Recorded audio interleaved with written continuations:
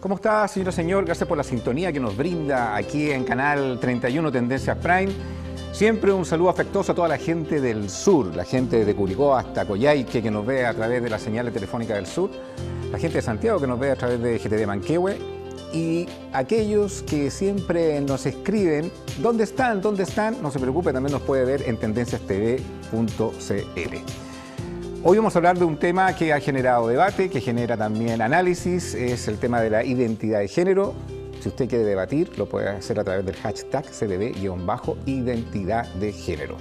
Don Mario Chilin. ¿Cómo está, don Agustín? ¿Quién realmente es usted? Yo soy un hombre bueno. Sigue debatiendo ahí en las redes sociales con la frase del señor Chilin, ¿eh? Ahí se fue, ¿no? Sí. Joana Nar, ¿cómo está usted? Muy bien, muchas Tremendo gracias. tema el de hoy. Tremendo, sí. Y desde el punto de vista de la psicología también, ¿eh? Sí, y de todos los cambios que ha tenido en la psicología, así como muchos otros temas también. Nos complace tener en Conciencia de Valores a Juan Enrique Pi, presidente de la Fundación Iguales. Gracias por participar en nuestro programa. Muchas gracias por la invitación, Agustín. Y quiero partir contigo, ¿cuál es el análisis que tú haces con relación a este tema? Porque es un tema que podríamos decir recién vigente en la escena pública quizás un par de años, como mucho. Obviamente la película Una Mujer Fantástica también lo colocó en la primera escena. ¿Cuál es el análisis de la sociedad chilena respecto a este tema? ¿Cuál es tu óptica? Yo creo que la realidad de las personas trans ha sido una realidad que ha sido bastante invisibilizada durante muchos años. De hecho, hemos visto cómo el paradigma respecto a la discusión de las identidades trans ha ido cambiando.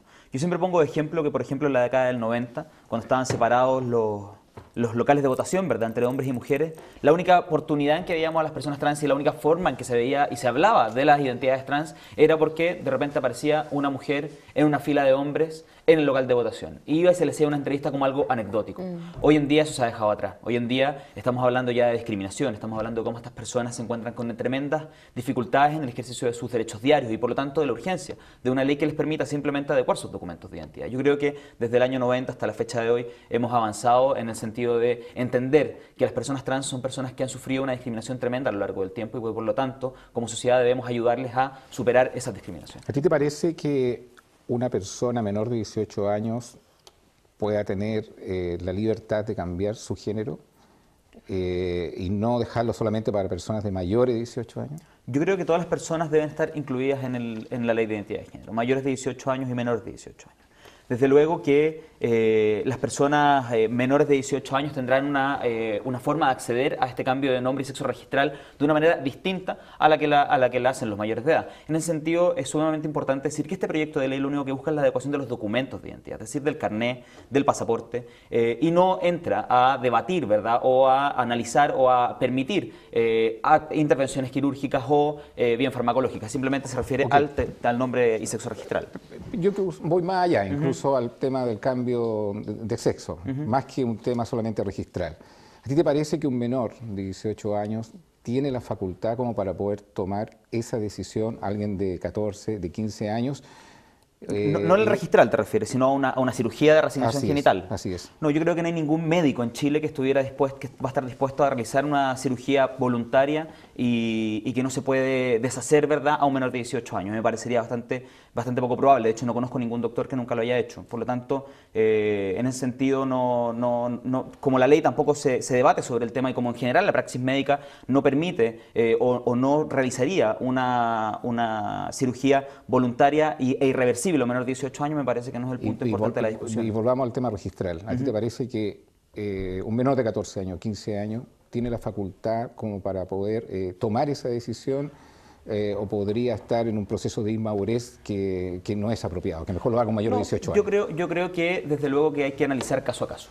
Los niños y niñas trans son una realidad, no son un invento, ¿verdad? Y sufren la discriminación en sus establecimientos educacionales, en sus centros de salud, sufren la misma discriminación que pueden sufrir los adultos y quizás en una edad mucho más temprana que les afecta mucho más en su vida diaria. Por lo tanto, yo creo que efectivamente cuando un niño o una niña en el ejercicio de su derecho a ser oído se manifiesta en ese sentido, hay algún adulto que tiene que estar prestando atención y tiene que estar viendo qué es lo que sucede. Y si efectivamente las circunstancias de ese niño o esa niña recomiendan entonces hacer el cambio de nombre y sexo registral en los documentos de identidad, yo no tengo ningún reparo. Joana, para que la audiencia lo pueda tener un poco más claro, ¿qué se define por una persona trans? ¿Y a qué edad eso es efectivamente estudiable o no tiene un límite en el cual uno pueda decir, no, esto puede desarrollarse en cualquier edad? O sea, la persona trans es súper simple, que en el fondo tiene una diferencia entre su sexo y su identidad de género. O sea, se siente distinto a como nació sexualmente, digamos, sus órganos genitales, por así decirlo. Ahora, o sea, se identifica con el género contrario. Ya, ¿cuándo es posible en un niño o menor de 18 años, un adolescente, un preadolescente, que él pueda decir, yo no me siento identificado con el sexo biológico que tengo? Lo que pasa es que es súper complicado el tema, porque estamos en una sociedad que yo creo que, a ver, frente a estos temas se asusta mucho.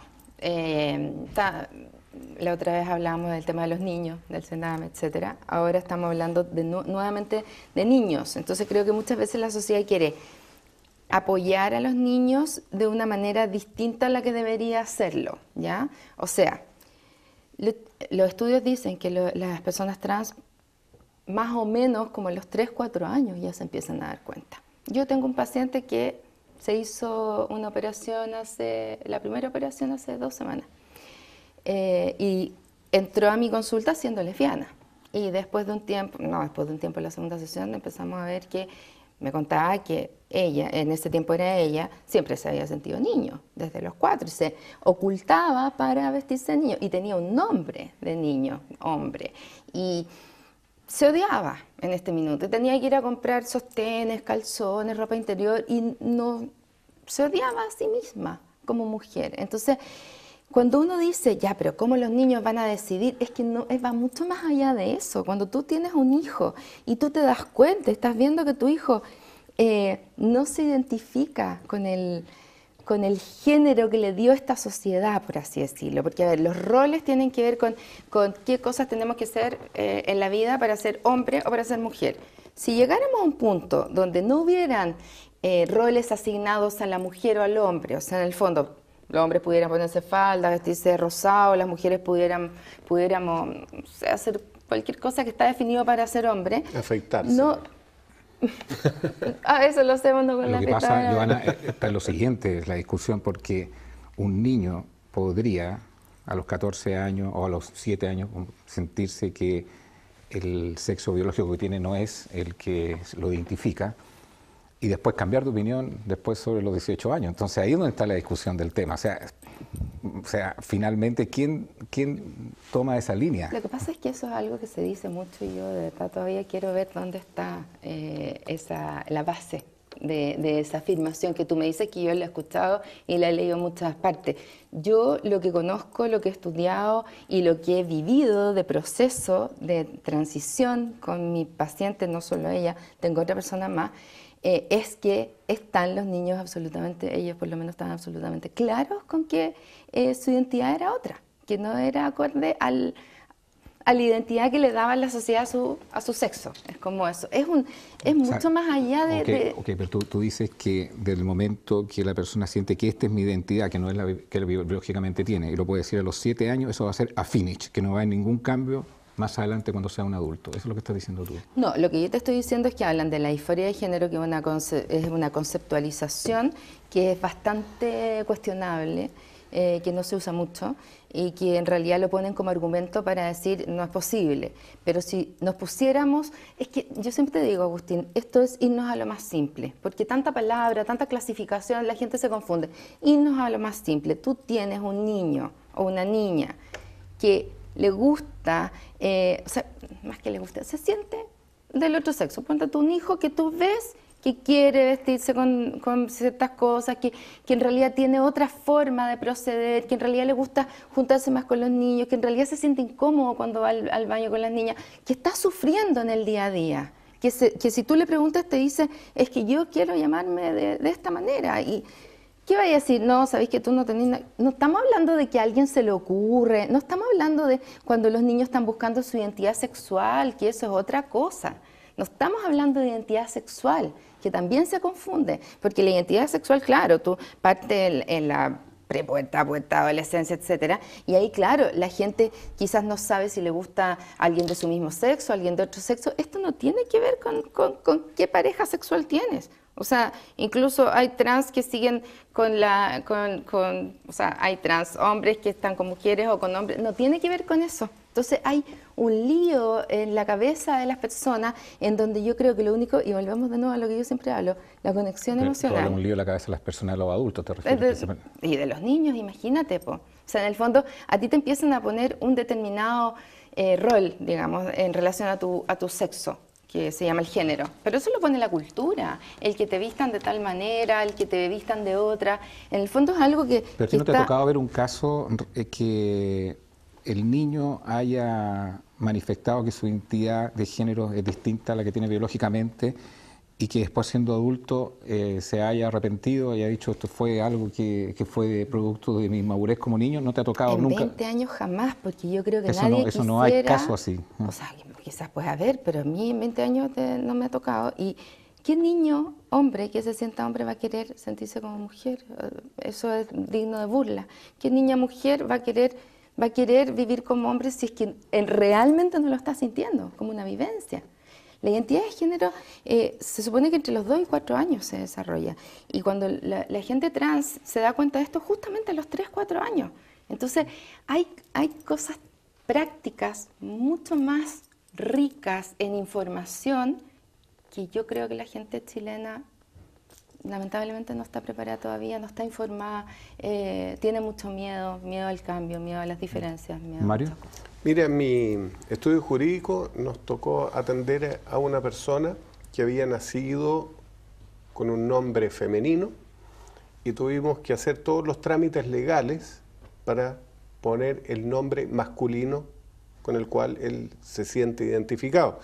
Pero además de ser un mero cambio de nombre y un cambio de género ante el Servicio de Registro Civil, había un trasfondo mucho más doloroso. Este cliente mío trabajaba en ese entonces en una institución de carácter público y por lo tanto se le obligaba que tenía que llegar vestido de mujer. Entonces tenía que usar una peluca, vestido, siendo que él se siente hombre y de hecho llegó a mi oficina junto a su pareja mujer. Es decir, él tenía una vida emocional, sexual, de un hombre con una mujer y se le obligaba entonces a vestirse de mujer, a usar una peluca, a afeitarse y maquillarse de tal manera que pareciera ser mujer. Entonces finalmente es una tragedia, es como que a nosotros nos obliguen a disfrazarnos. Entonces diga, ¿sabe qué, señor Chilling? Usted ahora para ir a tribunal en vez de ir con cuello y corbata tiene que ir con vestido y tiene que ir con aros, perlas, una peluca. Te empieza a sentir humillante, simplemente por una condición al nacer. El punto está en que la mayor polémica se genera en menores de 18 años. Esa es la polémica que hay. Eso es lo que yo quiero que me lo aclaren. Si todavía una persona a los menores de 18 años tiene la misma facultad de un mayor de 18 años para tomar una decisión de un cambio de sexo biológico, ustedes me dicen, lo que dice Giovanna es sí. Eso se define entre los 3 y los 4 años y eso no va a cambiar, forever no va a cambiar. Si seguimos entonces hay una discusión de colegas tuyos que dicen que tienen una posición totalmente contraria a eso. Entonces ese es el punto, o sea, el punto no está quizás en los mayores de 18 años, el punto es, si insisto, un niño de 10, de 12, de 14 años tiene la facultad desde el punto de vista psiquiátrico, desde el punto psicológico, para tomar una decisión de revertir su identidad de género. Si una decisión, tal como la que menciona Juan Enrique, de carácter legal, donde se le cambia su nombre y su identidad de género ante el registro civil, yo no veo mayor dificultad. Incluso si se diera esa hipótesis extraña y habría que evaluarla, cuántos casos se dan de personas que se sienten confundidos con su identidad de sexo, identidad de género, y que posteriormente en la vida adulta quieren recular y volver a su plano original. Bueno, se puede legislar al respecto, no habría mayor inconveniente. Simplemente en tu carnet, en vez de aparecer como Agustín, saldrías como María y después de María vuelves a ser Agustín. No veo mayor dificultad de eso. Ahora, si la pregunta es de fondo respecto a intervenciones quirúrgicas y hay un arrepentimiento, sí, bueno, eso habría que evaluarlo, cuál es el daño de esa irreversibilidad. Pero desde otro punto de vista o sea, si es simplemente algo nominal de las atribuciones de personalidad, donde se cambia el nombre de la persona, la verdad que yo no le veo mayor dificultad e incluso podríamos beneficiar a varios niños que son objeto de bullying y que simplemente no quieren llamarse María o no quieren llamarse Agustín y que quieren cambiar los nombres, ¿no? Sí, es tan simple, Agustín, súper cortito, como que, porque tú dices, y nunca más pueden, como que esto, como que pudiera ser que se equivoca y después quiere volver a hacer lo que era antes. No más que decirlo yo, es la declaración tuya, dice que... No, pues yo digo, sí. Sí, claro. Lo que yo te pregunto a ti, ¿alguna vez te has sentido mujer? No. Ya. ¿Yo alguna vez me he sentido hombre? No. ¿Alguna vez te has sentido Sí, mujer? pero se lo estás preguntando a gente que son sobre mayores de 18 años en este set. Pero si tú le haces... Pregúntale a los niños. Ya, pero Ándate donde los es niños. que ahí es donde está el tema de la discusión. No la coloco yo, la coloca la contingencia. Es que a eso como un voy. niño que puede decirte, un niño que biológicamente es niño, te dice, no sé, a los 7 o los 8 años que se siente mujer. Entonces, uno puede tomar esa declaración igual que la que te está diciendo una persona, la misma pregunta para un mayor de 18 años, ahí está la discusión. Ese es el tema, finalmente, que el niño puede variar en esa declaración mientras sea un adulto. El adulto ¿Por qué va a variar? también. ¿Por qué va a variar? No, yo te lo estoy mencionando como tema de la discusión. El tema es más general. Yo te diría que es el vínculo que tiene el Estado con la persona en el ejercicio de su libertad. Y ese es el valor, como este es un programa que se llama Conciencia de Valores, ese es el valor que tenemos nosotros que considerar, el valor ético, la libertad personal. Es atendible que el Estado te obligue a violentar tu libertad personal simplemente por una razón de carácter arbitrario o una razón de carácter paternalista, porque dice, usted es niño, entonces como es niño, es un incapaz, todavía no ha madurado lo suficiente, así que yo no le permito el ejercicio de su libertad y tiene que someterse a violentar sus derechos más fundamentales, sus derechos humanos más fundamentales, simplemente porque el Estado, que es paternalista, dice usted no está preparado para este cambio. Juan Enrique. Ese es el asunto. Sí, yo estoy de acuerdo con Mario y creo que también que hay dos aspectos distintos. El primero es respecto a que quizá la posición más radical que uno puede adoptar en este tema de la infancia trans es decir, yo a un niño o a un adolescente bajo ninguna circunstancia voy a escuchar su vivencia interna. Que el Estado, como bien dice Mario, bajo ninguna circunstancia no va a haber ninguna autoridad que diga yo a este niño lo voy a escuchar porque este niño está diciendo que le pasa algo. Entonces, pero la palabra escuchar yo creo que no es la que se ha mencionado. No, sí, yo creo que todos lo escuchan. El punto es tomar una decisión a los 14 de este tema no es lo mismo que tomarlo solo los 18. Porque el adolescente o el niño lo que está diciendo es que escúchenme para poder hacer este cambio. No escúcheme, obviamente que alguien lo va a escuchar, su papá, su mamá, en el colegio van a escuchar que el niño le está pasando esto. Pero decir que usted queda absolutamente excluido y el Estado no va a hacer no va a adoptar ninguna posición o ninguna política pública o ningún apoyo respecto a la vivencia interna que usted está sufriendo o que usted está viviendo, esa quizás es la posición más radical y, por cierto, vulnera el derecho de todo niño, niña y adolescente a ser oído por la autoridad competente, a acudir a un adulto, a una persona que le diga, ¿sabe qué? Esto es lo que me está pasando y necesito que alguien me escuche, que alguien me ayude, porque yo necesito cambiar mi nombre, porque efectivamente también, como dice Johanna y como dice Mario, le sufren bullying en los establecimientos educacionales, sufren cuestionamientos de la identidad en el ejercicio de otros derechos quizás más pequeños, porque claro, son adolescentes o son niños, ¿verdad? Pero sufren también esa discriminación. Por lo tanto, nosotros creemos que es importante que la posibilidad esté abierta. No significa, y aquí también hay que ser sumamente honestos, eso no significa que a todo niño, niña o adolescente que diga, ¿sabes qué? Estoy cuestionando mi género, lo vamos a obligar a cambiarse el género. Sino significa que alguien tiene que escucharlo para saber qué es lo que le está pasando a ese adolescente. Te vuelvo a tocar el punto que genera debate. Incluso el actual presidente en algún momento dijo una frase famosa, digamos, bueno, esto puede cambiar más adelante, como si fuese una enfermedad. Pero cuando, coloquemos una realidad, cuando un niño de 13, no sé, de 12 años, manifiesta el deseo ferviente de cambiar su identidad de género, esa decisión no puede quedar a la autonomía de un hijo de menor de 18 años, sino que el padre tendrá o los padres tendrán que determinar si eso es posible o no es posible. Es ahí donde se genera lo que dice el punto Mario Chile, ahí se está vulnerando un derecho de un niño o se está vulnerando el derecho de un padre también. Yo creo que ahí también hay un punto muy importante y es que los niños, niñas y adolescentes, los hijos de los padres no son propiedad de los padres. Y por lo tanto, cuando un niño o una niña sufre una situación personal y se la pone en conocimiento de sus padres y sus padres deciden ignorarla, quizás es una situación también bastante vulneratoria del niño.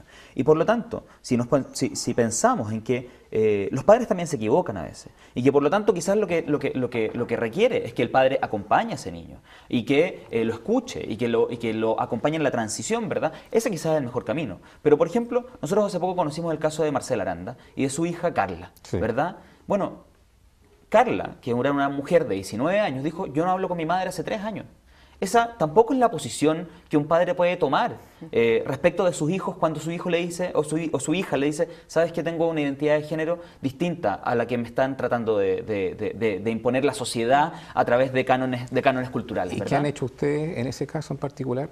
¿Cuál ha sido el rol de la Fundación con el caso que me mencionas? ¿Con el caso de Carla Aranda? Sí. No, ninguno. Nosotros no conocemos a Carla, lo vimos por la prensa. Ah, ok. Nosotros no tuvimos una relación directa ahí, pero sí creemos que lo que debemos hacer es buscar una posición que acompañe a sus niños y que permita a los niños ser escuchados e iniciar un proceso de cambio de sexo y nombre registral. Ahora, también hay que ser sumamente honesto, y bien también lo decía Mario, la solución legislativa puede ser, y así es en Argentina, de que en el caso de los menores de 18 años que hacen su cambio de nombre y sexo registral, luego de los 18 años pueden revertir esa decisión. Nosotros tampoco conocemos, estamos en conocimiento de un caso en particular que se haya arrepentido de su identidad de género, que haya dicho en su infancia, ¿saben qué? Yo tengo esta vivencia, creo que soy trans, y luego haya cambiado de opinión. Nosotros todavía no tenemos ningún conocimiento, tampoco ha habido en la comisión mixta, ¿verdad?, personas en Chile que hayan sido invitadas con un testimonio en esa línea, y por lo tanto, si hay una preocupación genuina, yo creo que la preocupación en eso puede ser genuina, a pesar de que aparentemente no hay un caso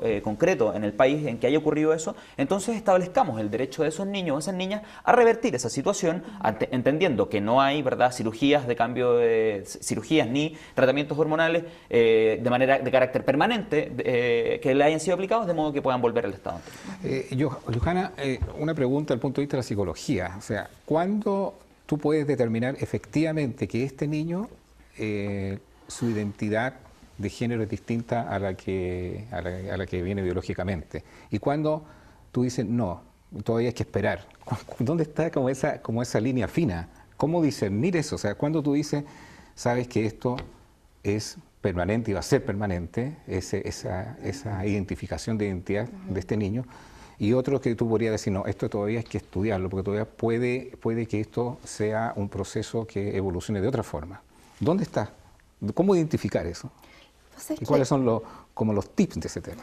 A ver, yo te hablo, y siempre te he contado desde que vengo a este programa, que yo hablo desde mi experiencia, porque yo siento que uno aprende en la universidad distintas cosas, sobre todo en psicología, que van cambiando con el tiempo, y después uno aprende mucho más desde la experiencia y desde la experiencia de vida también.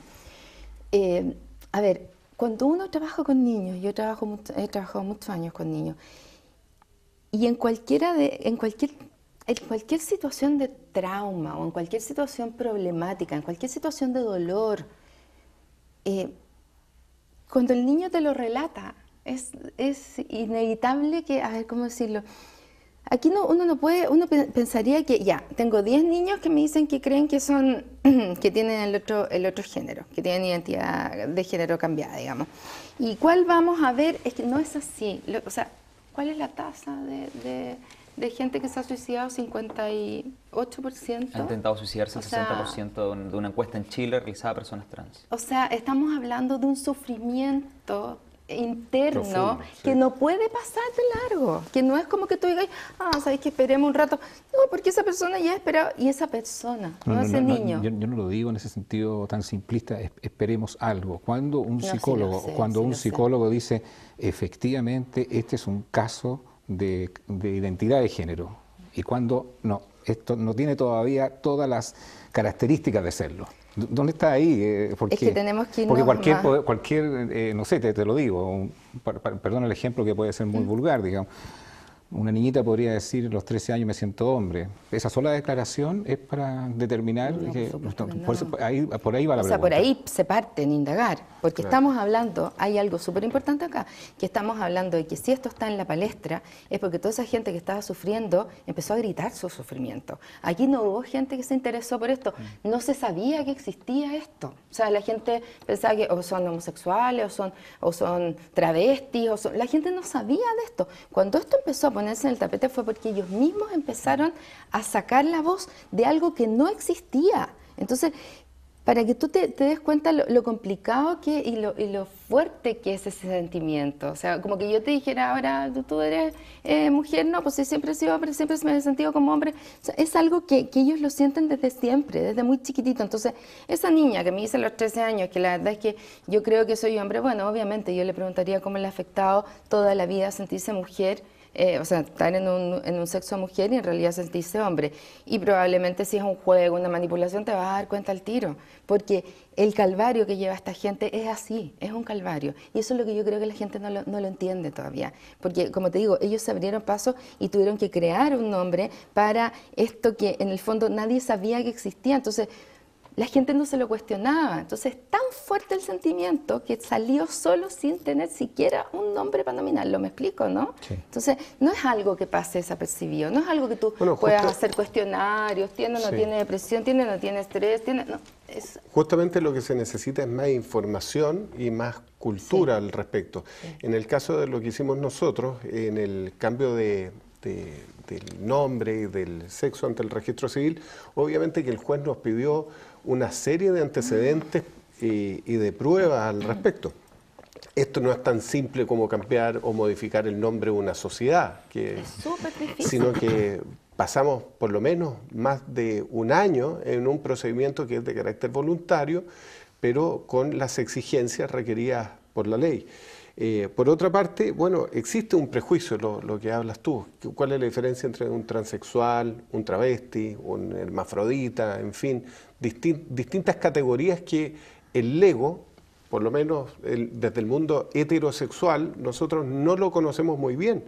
Pero si miramos la historia, una de las mayores injusticias que se ha cometido, por ejemplo, con el mundo homosexual, se dio en Inglaterra, donde finalmente murió uno de los padres de la computación simplemente por ser homosexual y se le obligó a la castración química. ¿Para qué decir los padecimientos que tuvo Oscar Wilde, uno de los mayores escritores de todos los tiempos, simplemente por el hecho de ser homosexual? Es decir, hay una gran mayoría de los cuales pertenecemos, que somos heterosexuales, que con algún grado de ignorancia podemos discriminar a una minoría porque pensamos que a lo mejor, como se pensaba antiguamente en la época de mi abuelo, que era mala costumbre, que este niñito hay que criarlo muy macho para que no se pase para el otro lado, pero resulta que el homosexual, al parecer, bueno, y ahí tú, Juan Enrique, nos puedas reafirmar desde la Fundación Iguales, es una persona que nace así nomás. O sea, tal como yo nací con un gusto y preferencia por las mujeres y no nací por preferencia con gente de mi mismo sexo, yo no lo elegí, simplemente esa es la condición con la cual nací. Y podría haber nacido con una condición trans, una condición homosexual o distinta, y no por eso me hubiera gustado que en la sociedad en la cual vivo se me hubiera atropellado mi dignidad, se me hubiera impedido ejercer mis derechos y mis libertades. Cosa que sí ocurrió con los ejemplos que estoy dando de Turing y estoy dando de Oscar Wilde.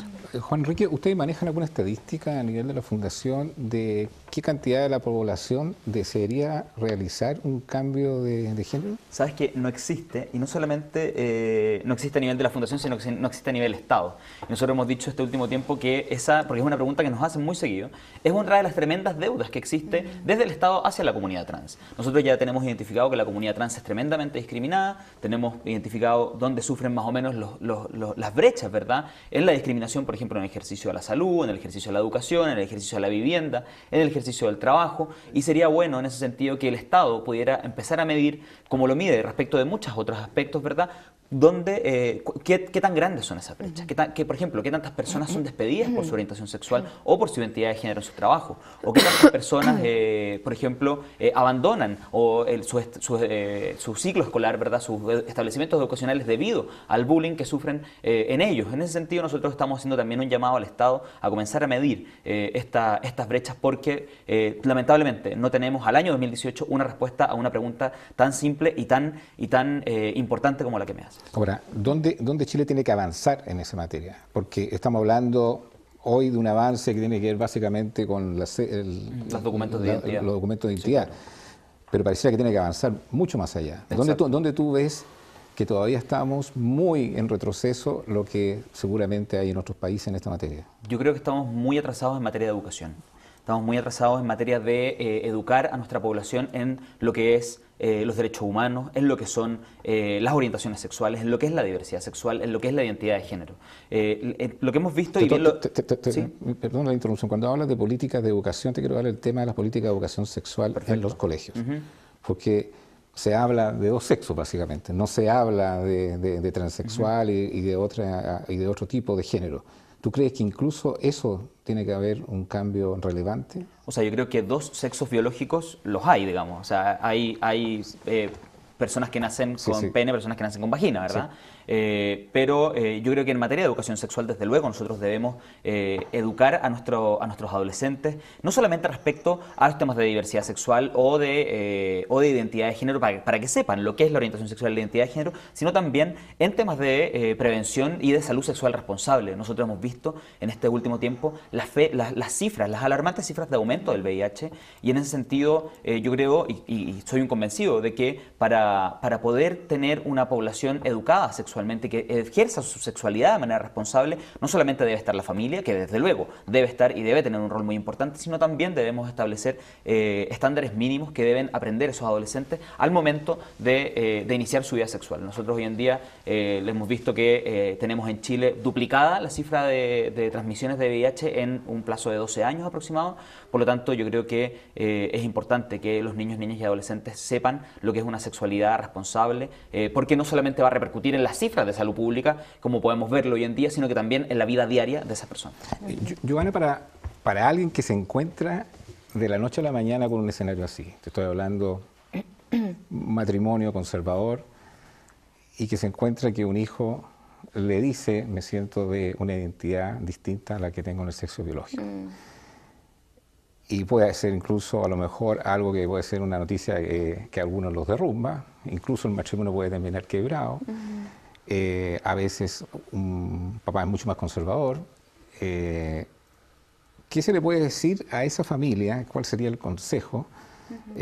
Obviamente el acompañamiento y lo que no tendría que hacer por ningún motivo. Porque si hay algo que yo creo que la gente no está preparada es para una noticia como esa, sobre todo una sociedad tan conservadora como la chilena. Sí, claro. A ver, no puedo dejar de decir que probablemente un hijo de una familia conservadora no va a identificar, y si lo identifica lo va a negar, lo va a negar, o va a pensar que es homosexual, que es lo que generalmente pasa, que es lo que me pasó con mi paciente, que en el fondo, porque falta educación, porque en el fondo no sabemos tampoco cuánta gente puede tener este cambio de género, digamos, esta contradicción, ¿cómo se dice? Bueno, en el fondo el tema de la transexualidad. ¿Por qué? ¿Por qué no sabemos? Porque en el fondo la gente no se lo cuestiona, ese es el tema. Entonces, estamos hablando de una familia conservadora, donde el niño por alguna razón o por algún... ¿Pero debería cuestionárselo? ¿Ah? Tú dices la gente no se lo cuestiona, pero no, debería cuestionárselo. La gente debería tenerlo como posibilidad, pues, porque si no, nos tendrían años y años para darse cuenta que sí son transexuales. Pero ¿cómo tomarlo Chile en que tú eres casado? ¿Tú te abres a esa posibilidad hoy? ¿Lo consideras una posibilidad que alguno de tus hijos fuera homosexual o que fuera transexual? Sí. No creo. Bueno, yo tengo hijos ya un poquito más grandes de esa edad, o sea, el más chico tiene... Bueno, tengo una niñita, es que nadie se coloca en ese escenario, una guaguita, 6 meses. No, lo que yo te decía en ese sentido podría ser. Ojalá que no. Es que él dice ojalá que no, ¿te fijas? No, pero es que eso es bien notable. Cuando uno dice ojalá que no, no tiene que ver con la discriminación. en el sentido de impedirle el ejercicio de los derechos, sino que justamente sé que va a ser una persona que va a sufrir bastante, va a estar en una sociedad que no tiene esa apertura respecto de esta categoría de personas, por lo tanto no es lo deseable. Es lo mismo que podría decir respecto a una persona que padece algún síndrome, por ejemplo un autista. Tampoco alguien aplaudiría y diría que bueno tener un hijo autista. No, tú no quieres que tenga esa condición. Yo creo que los mismos trans en sí mismos podrían decir legítimamente, yo no conozco tanto el mundo trans y a lo mejor Juan Enrique algo podrá iluminarnos al respecto. No sé si ellos están tan contentos con la condición por la cual nacieron. Yo creo que simplemente a ellos, los que se sienten mujer, les hubiera gustado nacer derechamente mujer, y los que se sienten hombres, derechamente hombres, sin haber pasado por la indefinición. Y esa indefinición les provoca un sufrimiento y les va a acompañar ese sufrimiento toda la vida, independiente de cuán tolerante pueda ser esa sociedad. Quiero contestarte la pregunta, a ver, porque nos enredamos un poco. A ver, si un niño de una familia conservadora se siente con el sexo distinto a su género, yo creo que probablemente puede jugar cuando es chico, no se va a dar cuenta y los padres probablemente pueden intuir si es que esto es algo, a eso me refería, si es que esto es algo que se ha informado y que está en la palestra, que es algo que pudiera pasar. Si es algo que no está en mi cabeza por ningún motivo, no me lo voy a cuestionar y probablemente ese niño va a ir creciendo tratando de tener el mismo género de su sexo y probablemente va a empezar a pasarlo mal. Ahora, si el niño tiene alguna figura importante en donde pueda conversarlo, se topa con una psicóloga o con un psicólogo, o con alguien que haya vivido esta experiencia, que lo pueda escuchar y tiene esas herramientas para hablarlo, lo que uno tiene que hacer con los papás es, en el fondo, o sea, por eso te digo que siempre modelo simple, tiene la libertad, como cualquier persona, de sentir y de vivirse su vida como sienta que es necesario vivirla. O sea, tú me dices que un niño... Yo siento que los niños tienen mucho que decir y de verdad no lo digo metafóricamente. No. Yo no lo digo que un niño. Estoy hablando de la capacidad de un niño para tomar ciertas decisiones versus la capacidad de un adulto para tomar decisiones con relación a un tema como este. Sí, ese es el tema, no lo coloco yo, el tema que se coloca. Por algo hablan, la famosa discusión mayores de 18, menores de 18, por algo lo colocan. Es porque estamos en una sociedad donde se valoran las personas de forma distinta y porque creemos que los niños valen menos que las personas, así como las mujeres, así como todos los grupos que en el fondo están alejados de esta sociedad que debiera ser igual o normal entre ellos. Pero aquí, para tu respuesta, o sea, el tema aquí es que no le puedes decir, o sea, no puedes tratar de cambiar algo que te está diciendo que él es. O sea, es su identidad, es de una determinada manera. ¿Qué se hace con eso? Tienen que buscar un especialista de todas maneras, porque probablemente no van a saber qué hacer. ¿Qué se hace con sus propios temas?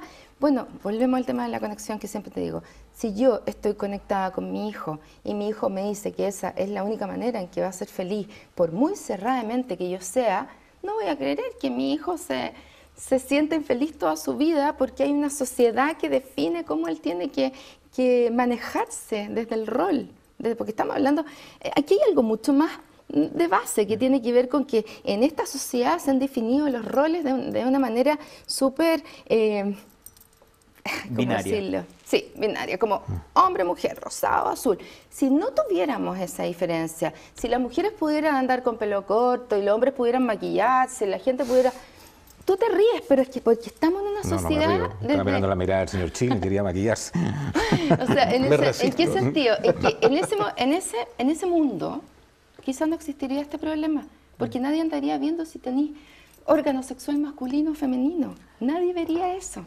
Además, y cualquiera podría hacer lo que quisiera y se enamoraría de quien quisiera, pero son las rigideces de esta sociedad. Y sobre ese punto que dice Johanna es súper importante, porque finalmente cuando se relaciona con otras personas no se relaciona ni con sus genitales ni con el sexo que aparece en el carnet de identidad. Se relaciona con el género con el que la persona se manifiesta, con el género con el que la persona se desenvuelve. A Daniela Vega, que por ejemplo nadie le ha visto ni sus genitales ni su carnet de identidad, a nadie se le ocurriría decirle tratarla como hombre. Claro. Porque ella es una mujer, ella se desenvuelve en su vida como una mujer. Y en general, todas las personas nos desenvolvemos y nos relacionamos con el género de las personas y no con su genitalidad ni con lo que dice su carnet de identidad. Entonces, en ese sentido, creo que también es importante entender de que una de las tantas discriminaciones que sufre la gente trans es porque esa relación con el género se rompe al momento de presentar el documento de identidad. Cuando yo presento el carnet de identidad, mi carnet de identidad dice que no soy, no soy no sé, Daniela, como me muestro, sino que tengo otro nombre y que tengo otra letra en donde dice sexo, entonces ahí es donde la relación con el género se quiebra y por lo tanto uno empieza a cuestionar la identidad del otro. Ese es el problema que sufren las personas. Ahí se produce cierta ambigüedad de carácter cultural. Mira, yo creo ser abierto de mente, es por lo menos una postura que un liberal. Cada día quiero creérmela más. Pero no, en varias situaciones me ha pasado de tener que interactuar socialmente con personas que han sido trans o que son travestis, y viene el saludo. Entonces tú dices, ¿cómo la saludo? Le doy un beso, la saludo de mano, me siento medio incómodo dándole un beso sabiendo que es hombre y no mujer. Y eso que yo soy una persona abiertamente. Por eso te hago ese paréntesis previo. Entonces, creo que cuando se está hablando de esta legislación, no se está transparentando todo. Porque en realidad, la Daniela Vega, que yo no la conocía, la vi en Vértigo nomás. Claro, yo observo que es una mujer ambigua, donde, bueno, yo sé que es trans. Entonces, bueno, es algo de hombre, algo de mujer. Pero no es genuinamente una mujer. No, entonces, eso es lo que podría provocar algún tipo de discriminación. Vamos a querer, por ejemplo, un trans en el ejército, en un lugar donde tiene que ir a las duchas junto con sus pares, porque yo voy a la ducha como soldado, donde hay otros que nacieron hombres, pero de repente tengo un compañero que tiene vagina, pero que se siente hombre. Es una cosa medio extraña. Lo estoy llevando a una cosa muy brutal. Pero justamente en esa brutalidad, en esa cosa explícita que estoy tratando de hacer, es donde se produce un poquito la discriminación sin transparentar qué es lo que hay detrás. Porque genuinamente no va a ser... a mí me gustaría que si yo voy a pololear, bueno, ya estoy viejo yo, pero supongamos que a los 20 años voy a pololear con una niña, no me gustaría que encontrarme en la mitad del camino que me diga, mira, sí, yo nací hombre, hice una intervención quirúrgica, churra, o sea, como que no es lo mismo una persona que nació toda la vida de un sexo a la persona que fue cambiando o que tenía cierta ambigüedad en el camino. Y volviendo un poco a lo que dice Joana, en los libros de antropología se habla de que estas personas trans o que son hermafroditas tienen un rol especial dentro de una sociedad y son sacerdotisas o lo ocupaban de pitonisa, no sé, en Delfos y cosas por el estilo. En esta sociedad no tienen un rol muy definido en ese sentido. Eso es un poco lo que quise abrirme. Sí, pero es también un punto cultural, ¿no? Es un punto quizás en el que se requiere la educación finalmente, porque quizás al momento en que tú te enteras, por ejemplo, a los 20 años que tu polola es una mujer trans, y que nació con genitales masculinos y que quizás los tiene todavía, o quizás se hizo una cirugía de reasignación, bueno, será tu decisión si tú quieres seguir o no quieres seguir. Digamos, pero lo que sería horroroso sería que tú te sintieras, no sé, engañado engañado y la golpearas, por ejemplo. Eso sería inaceptable. Sí, claro. Pero lo lógico sería que, bueno, si esa conversación existe, bueno, sea tu decisión, si tú decides continuar o no decides continuar. ¿Por qué no? Pero lo importante es que tú entiendas de que las personas, que es la brecha cultural que tenemos, ¿verdad? Que es la brecha de la educación que hablábamos al principio, que una persona cuando vive esa situación diga, bueno, es una persona trans. Yo me enamoré de la persona, o bien, sabes que yo en verdad no tengo ganas de continuar en esta situación. Es una decisión que ocurrirá en caso a caso. Pero desde el punto de vista de la convivencia diaria, de los espacios públicos, de los desarrollos de las profesiones, de los compañeros de trabajo, un poco eso es lo que dice Mario. O sea, ¿cuánto todavía a nosotros nos falta aceptar esto? Porque finalmente hay personas que han tenido que su fachada ser de hombre en una corporación, no salía en la prensa el caso, y después él dice, yo soy Alicia, no soy tal persona, digamos, y la corporación además tuvo que hacer todo un proceso de integración para esa persona, o sea, es un tema. Es un tema el caso de Alesia. Exactamente. Sí, bueno, claro. Bueno, eso es una de las cosas que nosotros también nos hemos encargado desde la Fundación. Nosotros como Fundación Iguales hoy en día estamos articulando Pride Connection, que es una red de empresas, que ya tenemos 36 empresas, entre ellas Cencosud, que es donde ocurrió el caso de Alesia, donde efectivamente lo que hacemos son capacitaciones a grupos de trabajo, ¿verdad? Donde, por ejemplo, un colaborador o un trabajador va a hacer una transición de género. Y desde luego que eso también es una deuda que, de nuevo, volvemos al tema de la educación, pero que ante la inactividad del Estado... ¿Ese caso lo tomaron ustedes? Sí, lo tomamos nosotros. ¿Y sí. qué fue lo positivo del caso? ¿Cómo fue el tema de que la empresa navegara por un proceso de inclusión? Nunca estuvo cerrada tampoco, para ser bien honesto en el tema, pero ¿cómo se manejó ese proceso? Sí, yo diría que se manejó muy bien y te diría que tiene dos cosas muy buenas desde dos perspectivas distintas. Primero, desde la perspectiva de Alesia, que Alesia era una ejecutiva, ¿verdad?, que ocupaba una jefatura, que pudo hacer su transición de género y mantener su trabajo, y hasta el día de hoy ella sigue trabajando en Cencosud con su mismo cargo y relacionándose con sus compañeros de trabajo como lo hacía antes de la transición, ¿verdad? Y en segundo lugar, también tiene un punto muy bueno para Cencosud, y es que una buena trabajadora que tenía, como era Alesia, no se fue, no tuvo que abandonar su puesto de trabajo, y por lo tanto también mostró la empresa la capacidad de generar espacios laborales seguros, inclusivos para todas las personas sin importar su orientación sexual, su identidad de género, manteniendo sus talentos, ¿verdad?, dentro de la empresa y también permitiendo que eso ocurriera en otros espacios.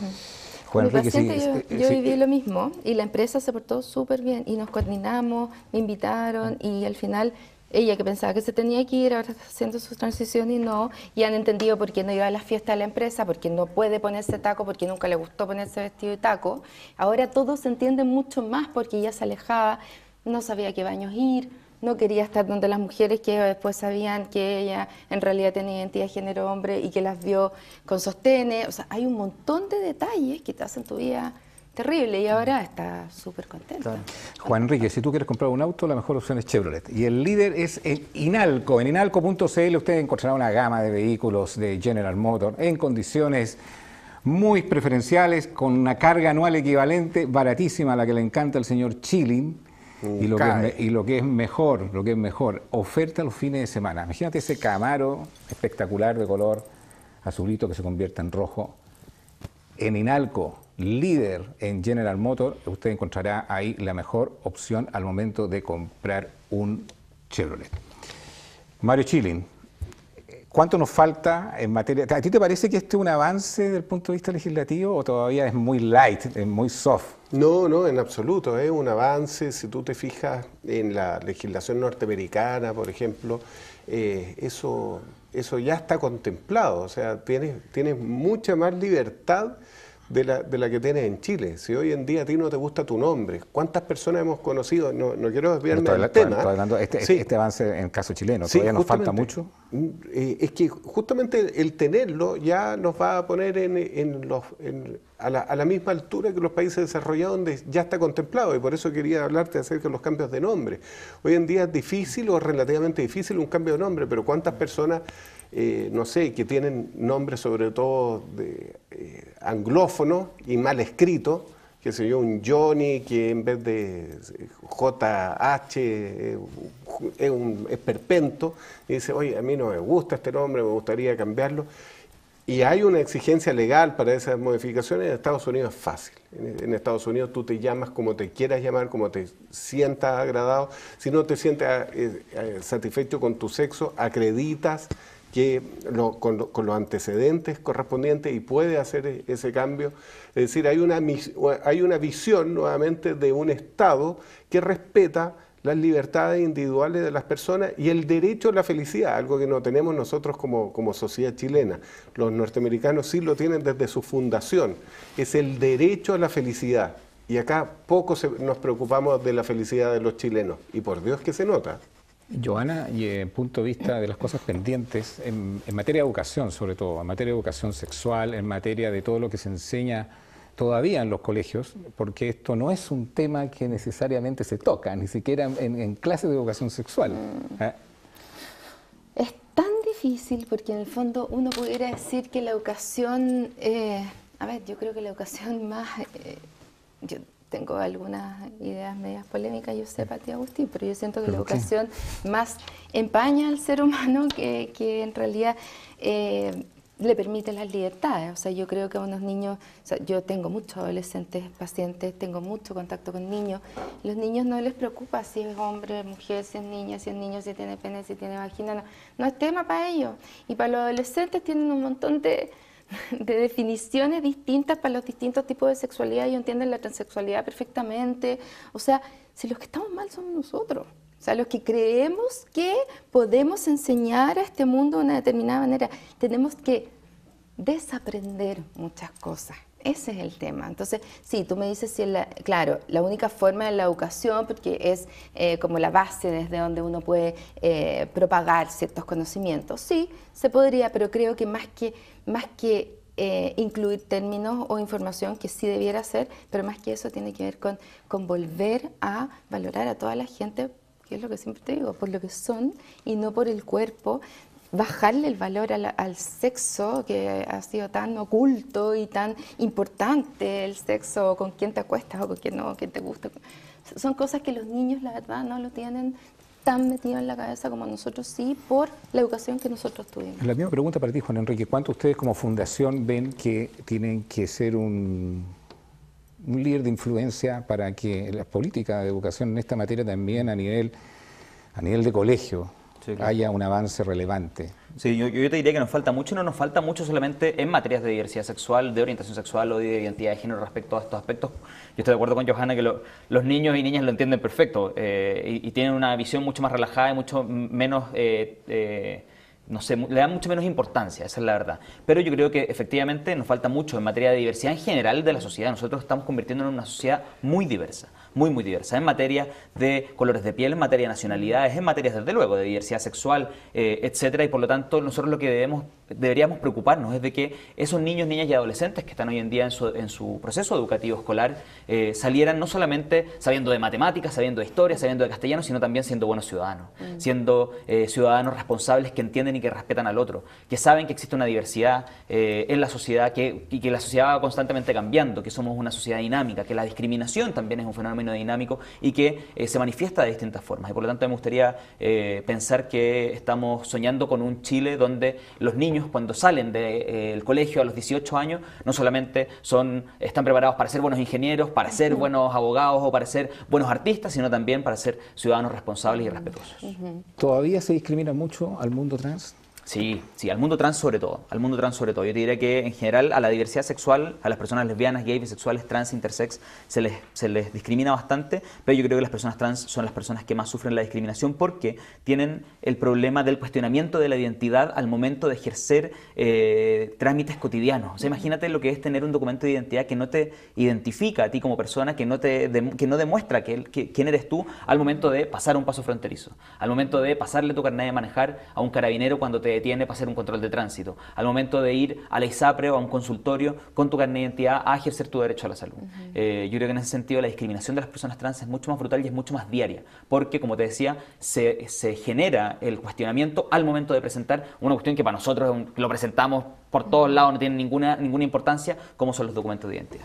Si ustedes quieren arrendar un auto, la mejor opción es en Dunamis Rentacar. Ahí en dunamis.cl usted encontrará una gama de vehículos mecánicos, automáticos y lo que es mejor, oferta los fines de semana. Se vienen varios fines de semana, un sándwich. Señor Chile, a usted le encantan los sándwiches.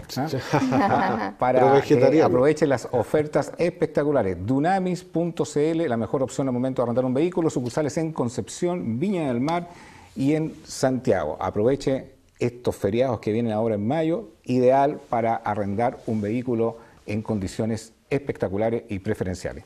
Una pregunta para todos. ¿Cuánto creen que la película Una Mujer Fantástica se ha cuestionado mucho, que fue muy mediática, más que una película de calidad, como algunos lo han criticado, pero ¿cuánto creen que el caso de Daniela Vega, el caso de la película Una Mujer Fantástica, va a servir mucho a la sociedad chilena en esta materia, que es bastante conservadora, y en avanzar en todos los temas que hemos conversado en este programa? Yo creo que es bastante evidente que la película ha producido cambios y ha producido influencias. De hecho, estamos hablando justamente de este tema a propósito de ello.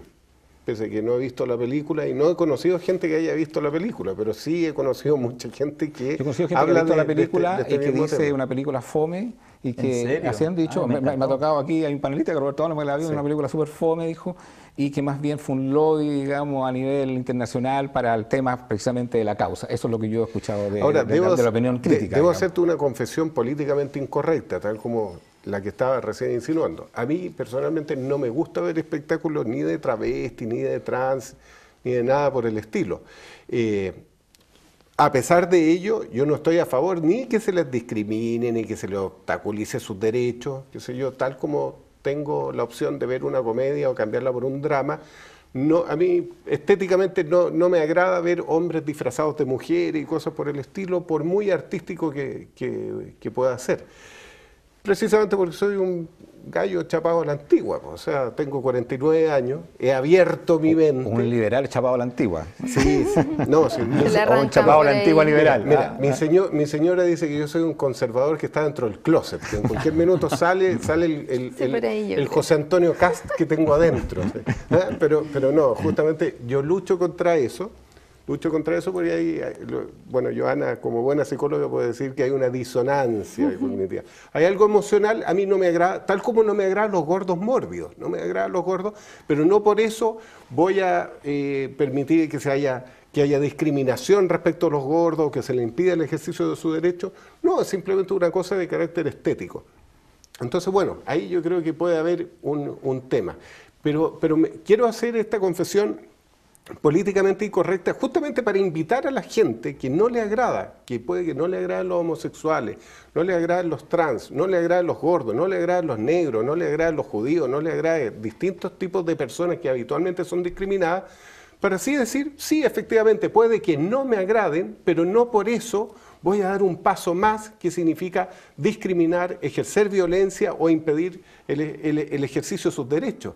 Y ahí está el cambio. Yo creo que por ahí va ese sinceramiento que quiero hacerlo en ese sentido, justamente para dar un mensaje a favor de estas personas. Porque lo que está claro es que esto no era un tema que era más o menos visible, pero la película pasa a colocarlo en primera línea. Y la pregunta también es la misma para ti, Juan Enrique, y también para Joana. O sea, ¿cuánto ven que el efecto de la película para la sociedad nuestra va a facilitar abrir muchos espacios, no solamente los espacios legales, sino los espacios de integración, la no discriminación? ¿Cuál es la percepción que ustedes tienen de ese efecto? Yo creo que es muy importante, yo creo que es absolutamente importante. Ahora, creo que, no voy a decir que estoy segura, creo que la gente que piensa distinto, la gente que discrimina no le va a hacer nada, no le va a abrir la mente a una película, ni una discusión, ni... No va son radicales, hacia allá. decís tú. No, pero si tú te das cuenta en una discusión, siempre, si hay dos puntos de vista distintos, siempre uno termina más convencido de su punto de vista y el otro de su propio punto de vista. Entonces, yo creo que la gente... No, pero hay un tema de vocación, porque creo que la gente también tenía como una visión muy general del mundo trans. Entonces, precisamente la película ha generado programas como esto y otros más, digamos, uno ha podido entender, desde el punto de vista de una profesional como tú, cuál es ese mundo. Sí, claro. Y entenderlo y comprenderlo. Uno está quizás, mucha gente está muy distante de esa realidad y ha podido informarse más y por lo tanto sí ha tenido un efecto. No creo Pero que tú haya tenido- eres una persona de comunicación y eres una persona tolerante. Pero la gente que, yo te digo, que discrimina y que no va a ver la película. Te lo aseguro. Y va a decir que cómo voy a ver esas cuestiones. Bueno, o sea, no va a ver. Ahora, Yo no más la allá vería, de todo, yo no la está vería. El intolerante Chile. en la palestra y bueno, va a ayudar mucho a nuestras generaciones porque vamos a normalizar algo que tiene que estar normalizado desde hace mucho tiempo, que es la diversidad en todo sentido.